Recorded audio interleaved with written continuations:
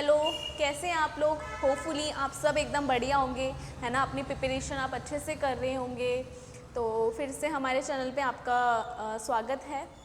जो भी न्यू बच्चे हैं, न्यू बिगनर्स हैं, जो भी स्कूल्स में हैं, कॉलेजेस में हैं, है ना, जो कह रहे हैं कि हमें यूके का पेपर देना है, या फिर आप में से बहुत सारे यूके SSS का पेपर भी देंगे, तो उन सब के लिए, जो इंग्लिश मीडियम के बच्चे, उनके लिए एक बहुत सुनहरा मौका है ये कि आप हमारी इस सीरीज़ से जुड़ सकते हैं, हमारे चैनल से आप जुड़ सकते हैं। तो आपको यहाँ पे इंग्लिश का बेस्ट कंटेंट मिलेगा। जो भी उत्तराखंड में कितनी समस्याएं आती हैं हमें कि हमें सिर्फ हिंदी में कंटेंट मिलता है, तो यहाँ पे इंग्लिश में आपको प्रॉपर कंटेंट मिलेगा। तो आप जो है हमारे इस चैनल से जुड़े रहिए और सब्सक्राइब बटन दबा दीजिए ताकि आपको नेक्स्ट क्लास का नोटिफिकेशन मिल जाए। तो चलिए आज की क्लास स्टार्ट करते हैं। जिन्होंने पहले जो हमारी क्लासेस चली हैं, जो बिल्कुल न्यू है, नहीं करी है, तो आप वो क्लासेस कर लीजिए। तो आज की क्लास आपको समझ आएगी क्योंकि ये उसके कॉन्टिन्यूस बेसिस पे बनाई गई है। तो चलिए आज का टॉपिक जैसे कि आप देख रहे हैं स्क्रीन पे, तो हिस्टोरिक एज हम इसमें पढ़ने वाले हैं। इससे पहले हमने अपना प्री हिस्टोरिक एज और प्रोटो हिस्टोरिक एज हमने कंप्लीट कर लिया था। तो चलिए तो स्टार्ट करते हैं हिस्टोरिक एज। सबसे पहले हम इसका डेफिनेशन देखते हैं, हिस्टोरिक एज क्या होती है। तो देखिए आप, हिस्टोरिक एज उसे कहते हैं उस टाइम को जब हमारा रिटन रिकॉर्ड्स था वो अवेलेबल हो गया था, है ना, हमें रिटन रिकॉर्ड्स मिलने लग गए थे। तो ये हमारा थर्ड फेज है एंशिएंट ह्यूमन हिस्ट्री का, है ना। फर्स्ट मैंने आपको बताया था 3 मेन स्टेजेस हैं एंशिएंट हिस्ट्री के। First is pre history, proto history second, and third is historic age. तो जो हमारा प्री हिस्टोरिक एज है उसमें हमारे पास ऐसे कोई रिटन रिकॉर्ड नहीं था, हमारे पास सिर्फ टूल्स थे। अगर हमारे जो सोर्सेज की अगर मैं बात करें कि हमारे जो प्री हिस्टोरिक टाइम हमें कैसे पता चला था, तो स्टोन के बेसिस पे कोई रिटन रिकॉर्ड्स नहीं है, केव पेंटिंग्स हो गई, बोन्स हो गई, है ना। तो ये सब जो थे हमारे प्री हिस्टोरिक एज के सोर्सेज थे। सेकेंड हमारा जो प्रोटो हिस्टोरिक एज आता है उसमें हमें स्क्रिप्ट्स मिलती हैं, कुछ रिटन रिकॉर्ड्स मिलते हैं, लेकिन वो ऐसे रिटन रिकॉर्ड्स हैं जो आज तक पढ़े नहीं गए हैं, ठीक है, उन्हें डेसिफर नहीं कर पाए हैं। जैसे कि इंडस वैली स्क्रिप्ट, ठीक है, इनको अभी तक फुल्ली अंडरस्टैंड नहीं कर पाए हैं। फिर थर्ड हमारा आता है हिस्टोरिक एज। इस एज जो हमारा आज की क्लास में हम कंप्लीट करने वाले हैं, तो इसमें हमने रिटन रिकॉर्ड्स हमें देखने के लिए मिलेंगे जो अवेलेबल्स थे, ठीक है। ऐसे रिकॉर्ड जो अवेलेबल्स हैं इनको हमने रीड भी किया है और साथ में हमने इन्हें समझा भी है, अंडरस्टूड भी किया है। तो चलिए आगे चलते हैं। नेक्स्ट हमारा आता है कि हिस्टोरिक एज हमारी कब स्टार्ट, चलिए ये देखते हैं। हिस्टोरिक एज कब स्टार्ट हुई थी? जब लोगों ने राइटिंग, लिखने वाला पार्ट स्टार्ट किया था, है ना। हमें रिकॉर्ड्स, इवेंट्स जो थे वो रिकॉर्ड्स हो गए थे। जैसे वॉर हो गई, कब हमारी वॉर हुई थी उसका हमें टाइमलाइन पता चल गया था, किंग कौन था वो हमें समझ आ गया था, है ना। वहाँ पे रिलीजन कौन सा था, सोसाइटी कैसी थी, है ना, वहाँ का कल्चर कैसा था, तो वो सब ट्रेड कैसे होती थी, ये इन सब से हमें जो रिटन रिकॉर्ड्स हमें मिले हैं, इन सब के बेसिस में हमें हिस्टोरिक एज जो है हमारी पता चलती है। तो चलिए आगे चलते हैं। नेक्स्ट स्लाइड देखिए। अब आप देखिए इंडिया में जो हिस्टोरिक एज है वो कब स्टार्ट हुई थी, है ना। इंडिया की बात कर रहे हैं अभी हम, फिर हम उत्तराखंड पे जाएंगे। तो इंडिया में कब स्टार्ट हुई थी? 6th सेंचुरी BC तक। तो ये टाइमलाइंस तो होपफुली आपको पता होगी, वरना चलिए मैं एक बार फिर से आपको बता देती हूँ।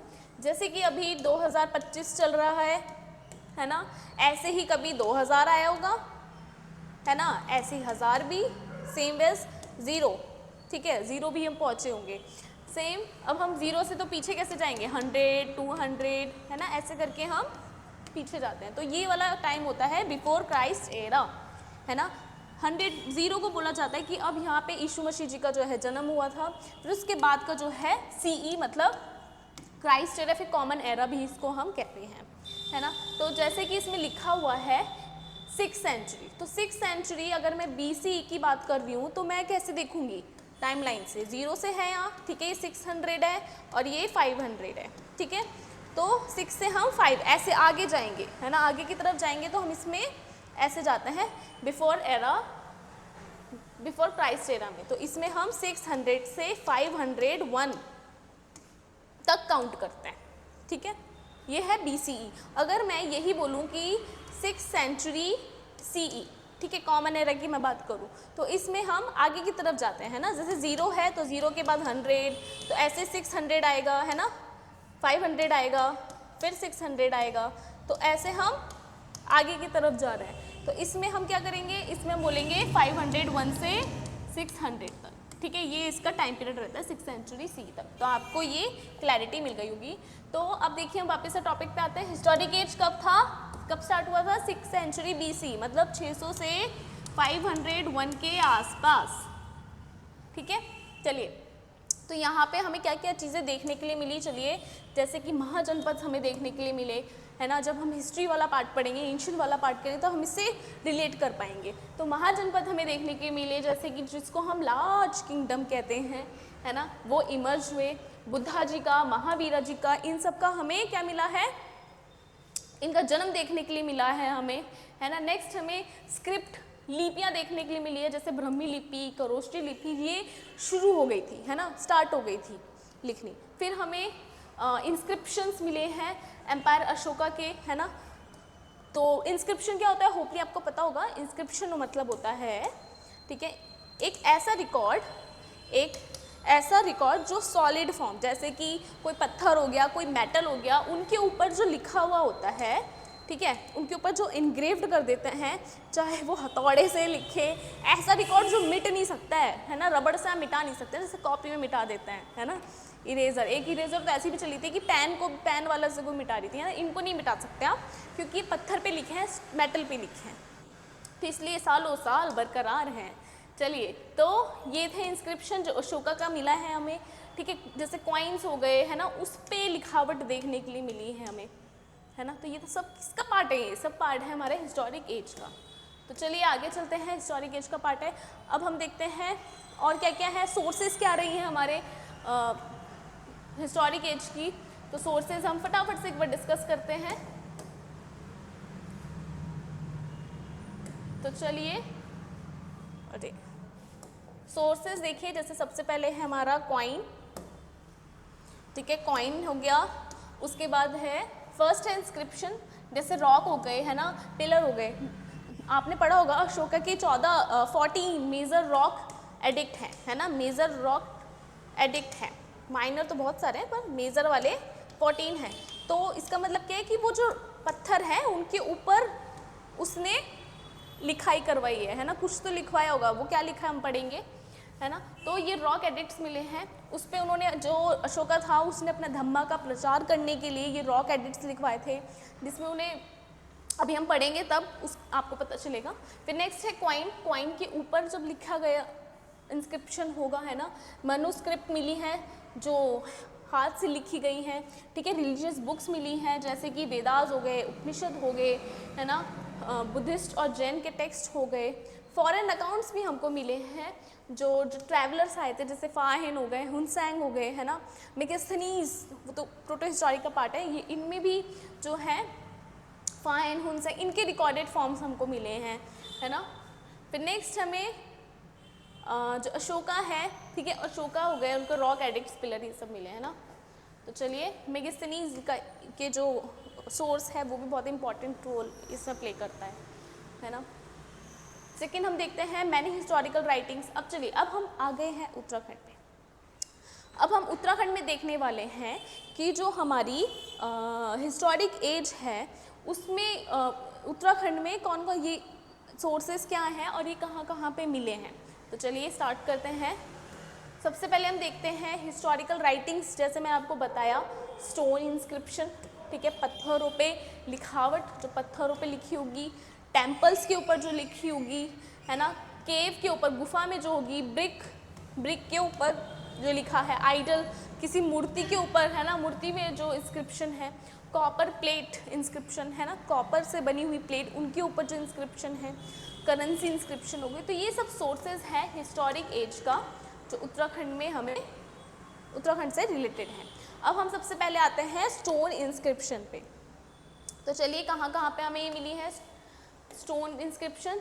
सबसे देखिए, पहले आप देखेंगे कालसी, है ना, कालसी में हमें एक स्टोन इंस्क्रिप्शन, जिसे शिला लेख भी कहते हैं, ये मिला है, ठीक है। लाखा मंडल में मिला है। कहाँ है लाखा मंडल, बताइए। ठीक है, सिरौली में मिला है, मंडल में मिला है और माणा में मिला है ना। तो ये जगह है जहाँ पे हमें स्टोन इंस्क्रिप्शन देखने के लिए मिल जाता है। तो चलिए, इसमें सबसे इम्पॉर्टेंट है कालसिका, जो अशोका ने बनवाया है, तो वो हम डिटेल्ड में देखते हैं, उसे हम डिटेल में पढ़ते हैं, क्वेश्चंस यहाँ से आ जाते हैं। जैसे कालसिका हम देखते हैं तो ये अशोका ने बनवाया था, कब स्टैब्लिश किया था ये 257 BC तक, ठीक है, 257 BC में इसको बनाया था। कहाँ पे? यमुना और टॉन्स के मिलन पे, कॉन्फ्लुएंस पे, जहाँ से यमुना और टॉन्स आ रही है। एक लेक्चर हम लेके आएंगे जब हम जिला डिस्ट्रिक्ट सीरीज चलाएंगे ना, तो उसमें हम हर एक डिस्ट्रिक्ट में हम ये ज़रूर देखेंगे कि हमारी जो नदियाँ हैं, रिवर्स हैं, वो कहाँ से बह रही हैं, वहाँ पे कोई नेशनल पार्क तो नहीं है ना, वहाँ पे कोई इम्पॉर्टेंट लोकेशन है, वो हम देखेंगे। तो इस सीरीज़, इस क्लासेस से आप जुड़े रहिए, यूट्यूब चैनल से आप जुड़े रहिए, है ना, सब्सक्राइब कर दीजिए ताकि आपको नेक्स्ट वीडियो का नोटिफिकेशन आ जाए। चलिए, तो फिर ये जो कालसी है ये प्राकृत लैंग्वेज में है और ब्राह्मी लिपि में लिखी गई है ना। इसको हम डिटेल में एक बार देख लेते हैं कालसी का। तो स्मॉल टाउन देहरादून के डिस्ट्रिक्ट में ये लोकेटेड है कालसी, है ना। और ये किसके कन्फ्लुएंस में मिलता है, किसके संगम पे भी ये मिलता है कालसी का शिलालेख, जो अशोका का है, यमुना और टॉन्स पे, ठीक है, यमुना और टॉन्स के, ठीक है, यहाँ पे कालसी है। चलिए आगे चलते हैं नेक्स्ट, और डिटेल में इसको हम देखते हैं। एक बार हम इसका हिस्टोरिकल बैकग्राउंड हम देख लेते हैं। हिस्टोरिकल बैकग्राउंड आप देखिए, ये जो अशोका के 14 मेजर रॉक एडिक्ट्स हैं, ठीक है, 14 मेजर रॉक एडिक्ट्स हैं, जो मैंने अभी बताया आपको, 14 मेजर रॉक एडिक्ट्स जो हैं, उनमें से एक ये कालसी का इंस्क्रिप्शन है, ठीक है। कालसी का तो आप देख सकते हैं कितना इंपॉर्टेंट है और कितनी इंपॉर्टेंट लोकेशन फिर ये हमारे एग्जाम के लिए हो जाती है। नेक्स्ट, ये कब स्टैब्लिश हुआ था? ये 257 BC तक, बिफोर कॉमन एरा, ठीक है, तब ये स्टैब्लिश हुआ था। किसके टाइम पे? मौर्यन के टाइम पे, है ना। इसकी लैंग्वेज हम देख लेते हैं, प्राकृत लैंग्वेज में है और इसमें ब्राह्मी स्क्रिप्ट इसमें यूज़ करी है ना। ये सब हमने देख लिया है। नेक्स्ट चलते हैं, इसकी इम्पोर्टेंस क्या है ना, इसकी इम्पोर्टेंस क्या है। तो आप ये देखिए, अगर उसका इंस्क्रिप्शन हमारे हिल एरिया में मिल रहा है, तो इसका मतलब कि जो अशोका थे, तो उनकी जो बाउंड्री थी, उनका जो शासन था, वो कहीं ना कहीं यहाँ तक पता चलता है कि उत्तराखंड के इस एरिया में अशोका का पूरा साम्राज्य फैला हुआ था, है ना। सबसे पहले तो हमको ये पता चलता है कि, और ये जो अशोकन एडिक्ट है, ये नॉर्थ इंडिया में, जो नॉर्थ इंडिया के जो प्लेन्स हैं, वहाँ से ये सिर्फ ओनली, ठीक है, इस पे ध्यान दीजिए, ओनली पे, है ना, क्वेश्चन बन जाता है MCQ फॉर्म में। तो सिर्फ ये एक ऐसा शिलालेख है, ऐसा इंस्क्रिप्शन है, ये स्टोन इंस्क्रिप्शन है, जो प्लेन से बियॉन्ड एक हिली रीजन पे मिला है, ठीक है। तो Kalsi is the only side in north India, ठीक है। क्वेश्चन देखिए, लाइन ध्यान रखिए, अगर क्वेश्चन आ जाए only Ashokan addict in India अगर आ जाए, तब ये गलत हो जाएगा ये ऑप्शन, है ना। नॉर्थ इंडिया लिखा है तब ये सही होगा। तो only side in north India hilly region where जो अशोका का इंस्क्रिप्शन है ये डिस्कवर्ड किया गया है, ठीक है। तो ये क्या बताता है? बाउंड्री लाइन बताता है जो मौर्यन एम्पायर है उनका, कि जो अशोका था उसने अपने धम्मा, मतलब जो टीचिंग्स थी उसकी, वो उसने प्रचार करी थी इसके अंदर, है ना।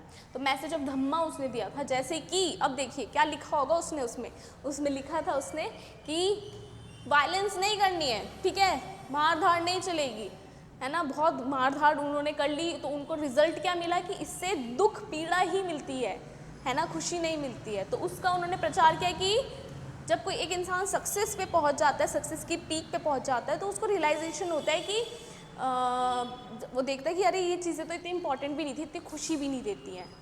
जो मेन चीज़ें होती हैं वो तो इनर पीस होता है ना।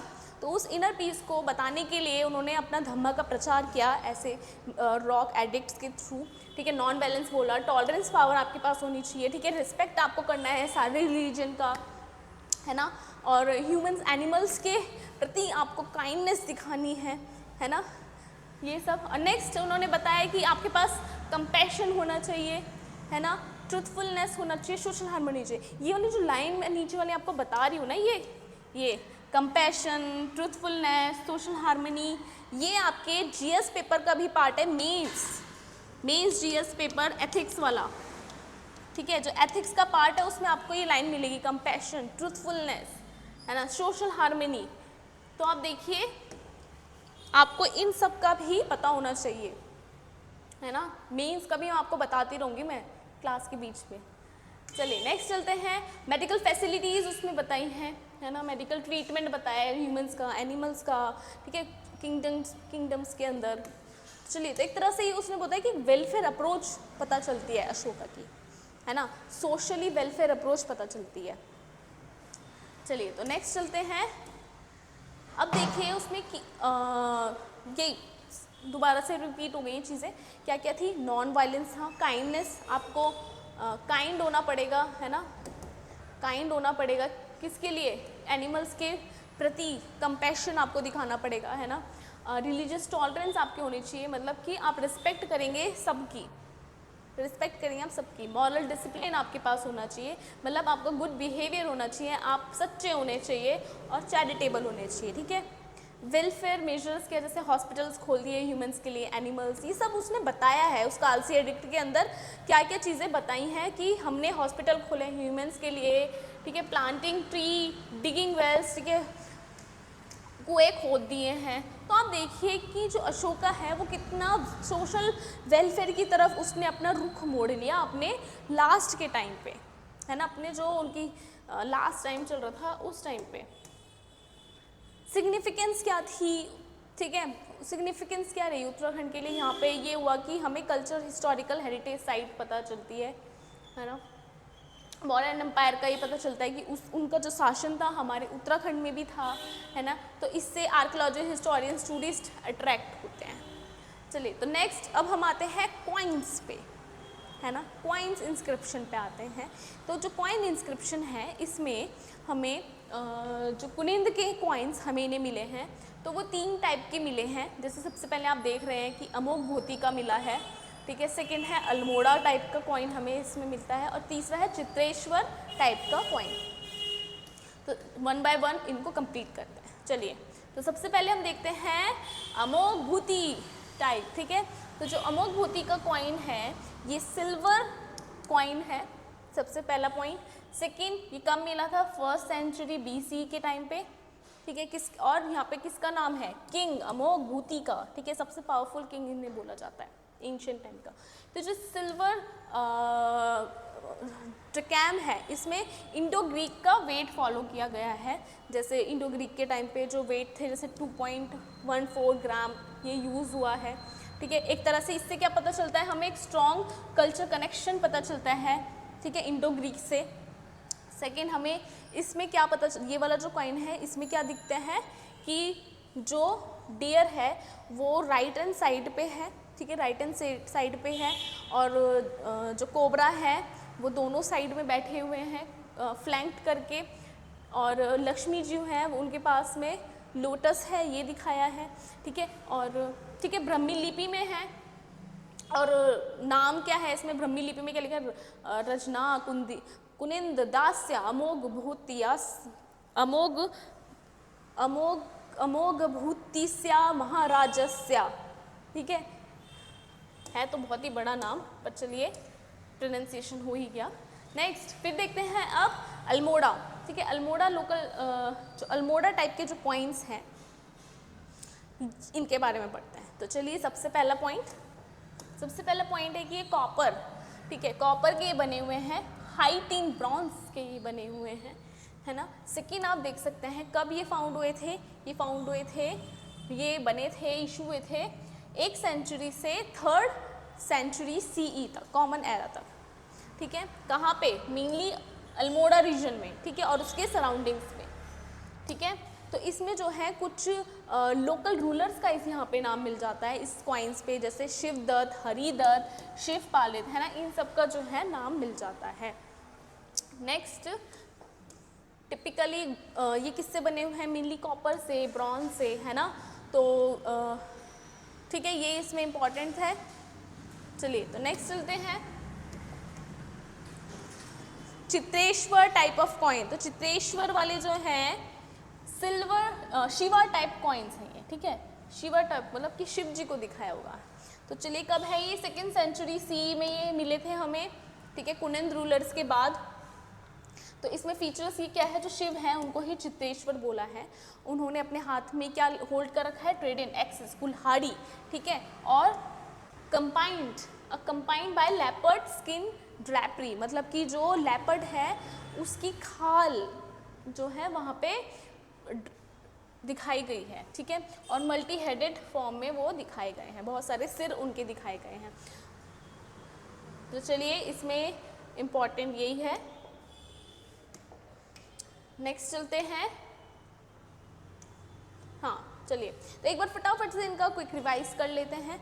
तो सबसे पहले आप देखिए अमोघभूति कैसे है, ये सिल्वर टाइप के कॉइन्स हैं, ठीक है, इंडो ग्रीक स्टैंडर्ड बोल सकते हैं आप इसे, क्योंकि इसमें वेट वैसा ही यूज़ किया था इंडो ग्रीक का। तो ये फर्स्ट सेंचुरी BCE के टाइम पे इशू हुए थे। सेकेंड है अल्मोड़ा, लोकल टाइप्स के कॉइन्स, कॉपर और हाइटीन ब्रॉन्ज के बने हुए थे, कब मिले थे, फर्स्ट से थर्ड सेंचुरी CE तक।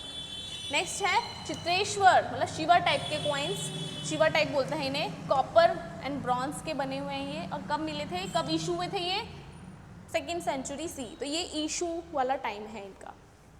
चलिए तो नेक्स्ट चलते हैं, अब हम अपनी नेक्स्ट स्लाइड में जा रहे हैं। अब देखिए एक जो इंस्क्रिप्शन है ये बहुत इंपॉर्टेंट है, इससे क्वेश्चन आ जाते हैं। एक है प्रिंसेस ईश्वरा का इंस्क्रिप्शन हमें मिला है, इम्पॉर्टेंट है ये, तो इसका हम डिटेल्ड वर्जन एक बार पढ़ लेते हैं। चलिए सबसे पहले आप देखिए जो प्रिंसेस ईश्वरा है इनको ईश्वरा प्रशस्ति भी बोलते हैं, ईश्वरा इंस्क्रिप्शन को ही ईश्वरा प्रशस्ति भी बोलते हैं।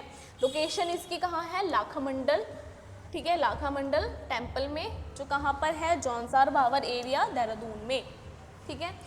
इसका टाइम पीरियड अगर देखें तो इसका टाइम पीरियड है 6th सेंचुरी CE, ठीक है, मतलब कि अर्ली मेडिवल, जब मेडिवल स्टार्ट ही होने वाली थी उससे पहले के टाइम का ये इंस्क्रिप्शन है, ठीक है, 1500 ईयर ओल्ड। और इसका पैट्रॉन अगर हम देखें तो ये प्रिंसेस ईश्वरा ने ही बनवाया था, ठीक है, जो कौन थी, रॉयल फैमिली से वो बिलोंग करती थी, सिंहपुर वंश की वो थी, सिंहपुर वंश से वो बिलोंग करती थी, डायनेस्टी से वो बिलोंग करती थी। नेक्स्ट इसका अगर हम पर्पस देखें क्यों उन्होंने बनवाया, ठीक है, क्या उनको ज़रूरत पड़ी, तो उन्होंने इसलिए बनवाया, इस she build a Shiva temple, उन्होंने एक शिव टेम्पल बनाया था लाखामंडल में, किसकी याद में, किसकी मेमोरी में, अपने हस्बैंड की मेमोरी में, चंद्रगुप्त, ठीक है, चंद्रगुप्त की मेमोरी में, ठीक है, जैसे ताजमहल बनवा दिया गया था वैसे ही यहाँ पे भी शिव मंदिर बनाया गया है। चलिए तो अब देखिए इनका जो ये चंद्रगुप्त कौन थे, ये बेटे थे जलंधर के जो किंग हैं उनके, ठीक है, ठीक है। अब इसका लैंग्वेज देख लेते हैं, तो इसमें कौन सी लैंग्वेज यूज़ करी है, संस्कृत लैंग्वेज इसमें यूज़ करी है, ब्राह्मी स्क्रिप्ट इसमें यूज़ करा है, ठीक है, लिपि इसमें ब्राह्मी है। स्ट्रक्चर अगर हम देखें तो इसमें क्या है, इसके अंदर जो ये शिलालेख है इसके अंदर 22 श्लोक है जो अपने हस्बैंड को प्रेस करते हुए उसमें इन्होंने लिखे हैं, और इन्होंने अपने जो वंश है उसकी वंशावली भी लिखी है, जो डायनेस्टी है उनकी गैनोलॉजी, उनकी वंशावली इन्होंने लिखी है, ठीक है। कुछ किंग के इसमें नाम भी हैं, ठीक है, ठीक है, किंग के नाम हैं, ठीक है, जो सिंहपुर डायनेस्टी के किंग के नाम भी इसमें मेंशन्ड हैं। चलिए अब आगे चलते हैं। हिस्टोरिकल सिग्निफिकेंस यही है कि बहुत रेयर एग्जाम्पल है ये कि एक रॉयल वुमेन क्या स्पॉन्सर कर रही है, किसी टेम्पल बिल्डिंग को स्पॉन्सर कर रही है, पब्लिक एपिग्राफी, ठीक है, इन अर्ली मेडिवल उत्तराखंड के अंदर ऐसे देखने के लिए मिला है। तो चलिए नेक्स्ट चलते हैं अब आगे। तो चलिए अब नेक्स्ट है हमारा केव इंस्क्रिप्शन, ठीक है, गुफाओं में जो इंस्क्रिप्शन मिले हैं तो वो कहाँ कहाँ से मिले हैं फटाफट देख लेते हैं। सबसे पहले आप देखिए देवप्रयाग, ठीक है, देवप्रयाग गुफा में जो है हमें एक इंस्क्रिप्शन देखने के लिए मिलता है। सेकंड है कल्पनाथ में हमें केव इंस्क्रिप्शन देखने के लिए मिलता है। सेकंड अगर हम देखें ब्रिक, ठीक है, ब्रिक पे जो है कहाँ कहाँ पे मिले हैं, एक उत्तराखंड में और दूसरा है भरवाला में, ठीक है, उत्तराखंड नैनीताल में, आई एम सॉरी, ठीक है, नैनीताल में एंड भरवाला में, ठीक है, ब्रिक इंस्क्रिप्शन देखने के लिए मिलते हैं। नेक्स्ट आइडल इंस्क्रिप्शन देखते हैं, पत्थरों पे जो लिखे गए हैं, है ना, पत्थरों वाले जो है सबसे पहले आपको देवलगढ़ में मिलेगा, एंड कोलसारी ऐसी जगहों पे आइडल इंस्क्रिप्शन देखने के लिए मिले हैं उत्तराखंड के अंदर। त्रिशूल इंस्क्रिप्शन देखें तो गोपेश्वर में मिले हैं और बाड़ाहाट में मिले हैं, गोपेश्वर एंड बाड़ाहाट। नेक्स्ट चलते हैं कुषाण पीरियड, ठीक है, वहाँ पे ना जो कुषाण के जो कॉइन्स हैं 1 से 2nd सेंचुरी सी के टाइम पे जो मिले हैं वो कहाँ पे मिले हैं, मुनि की रेती में और सुमाड़ी में, है ना, मुनि की रेती और सुमाड़ी में। नेक्स्ट कुछ 3rd सेंचुरी में भी हमें कुछ कॉइन्स फाउंड हुए हैं, कहाँ पे, मोर ध्वज, ठीक है, मोर ध्वज स्तूपा, ठीक है, यहाँ पे हमें कुछ 3rd सेंचुरी के कॉइन्स देखने के लिए मिल जाते हैं। तो चलिए नेक्स्ट चलते हैं, अब है हमारा कॉपर प्लेट इंस्क्रिप्शन, ठीक है, कॉपर प्लेट इंस्क्रिप्शन। तो ये इंस्क्रिप्शन जो है कार्तिकेयपुर किंग, ठीक है, कार्तिकेयपुर जो किंग है उनका है, तो कहाँ पे मिला है, जैसे पांडुकेश्वर, ठीक है, कंडारा, चंपावत, है ना, बैजनाथ, तो यहाँ से हमें कॉपर प्लेट इंस्क्रिप्शन देखने के लिए मिल जाते हैं। चलिए नेक्स्ट चलते हैं। अब चलिए फटाफट से, ये तो हमने अपना थ्योरेटिकल पार्ट कंप्लीट कर लिया है, अब हम एमसीक्यूज़ की तरफ जाते हैं। अपने जितना भी अभी तक पढ़ा है उसको हम एमसीक्यूज़ में एक बार करते हैं और फिर आप जज करिए कि आपको कितना याद है। चलिए तो पहला क्वेश्चन आपकी स्क्रीन पे, हाउ मेनी कुनिन kings were found in London, ठीक है, ये मैंने थ्योरेटिकल वाले पार्ट में ही डाला था ताकि एमसीक्यू में ये याद हो जाए। तो चलिए इस क्वेश्चन का आंसर मुझे ही देना पड़ेगा। कितने कुनिन कॉइन्स जो हैं लंदन में फाउंड हुए थे, तो वो आंसर है 4, ठीक है, 4 मिले थे। तो चलिए नेक्स्ट, कौन सी जगह पे जो ब्रिक इंस्क्रिप्शन है वो मिलता है, ठीक है, ब्रिक इंस्क्रिप्शन का कौन सी जगह मिलता है, नैनीताल और Badwala. 3rd question, idol inscription कहाँ पे फाउंड होता है, कहाँ पे मिला है हमें, देवलगढ़ और कोलसारी, देवलगढ़ और कोलसारी। नेक्स्ट, प्रिंसेस ईश्वरा का जो इंस्क्रिप्शन है वो कहाँ पे लोकेटेड है, कहाँ पे लोकेटेड है, लाखा मंडल। चलिए नेक्स्ट क्वेश्चन, त्रिशूल इंस्क्रिप्शन कौन सी जगह पे मिला है हमें, ठीक है, कौन सी जगह पे मिला है, चलिए गोपेश्वर और Barahat. Next question, inscription on cave wall पे कौन से 2 जगह हैं जहाँ पे इंस्क्रिप्शन मिला है, तो कल्पनाथ और देव प्रयाग। कुषाण पीरियड जो है, जो कॉइन्स मिले हमें कुषाण पीरियड के वो कहाँ से मिलते हैं, तो कहाँ से मिलते हैं, ठीक है, मुनि की रेती। नेक्स्ट है कि जो कुषाण पीरियड है उनके कॉइन्स कब से कब तक मिले हैं, तो 1st से 2nd सेंचुरी में वो मिले हैं। नेक्स्ट 3rd सेंचुरी में जो कॉइन्स हैं वो 3rd सेंचुरी में कौन से स्तूपा से मिलते हैं, तो मोरध्वज स्तूपा से। चलिए next question, copper plate inscription जो कत्यूरपुर का है वो कौन सी जगह पे मेंशन है, ठीक है, तो पांडुकेश्वर जगह से। तो चलिए अगर आप इस सीरीज से जुड़े हुए हैं तो आपको यहाँ पे जो ये जो हमारी सीरीज चल रही है कंटिन्यू ही रहेगी, तो नेक्स्ट क्लास का वेट करते रहिए, ठीक है, जल्दी ही आएगी। तो आपने जो बच्चों ने पहली क्लासेस नहीं देखी आप वो देखिए और सब्सक्राइब बटन दबा दीजिए ताकि आपको नेक्स्ट क्लास का नोटिफिकेशन मिल जाए। चलिए थैंक यू।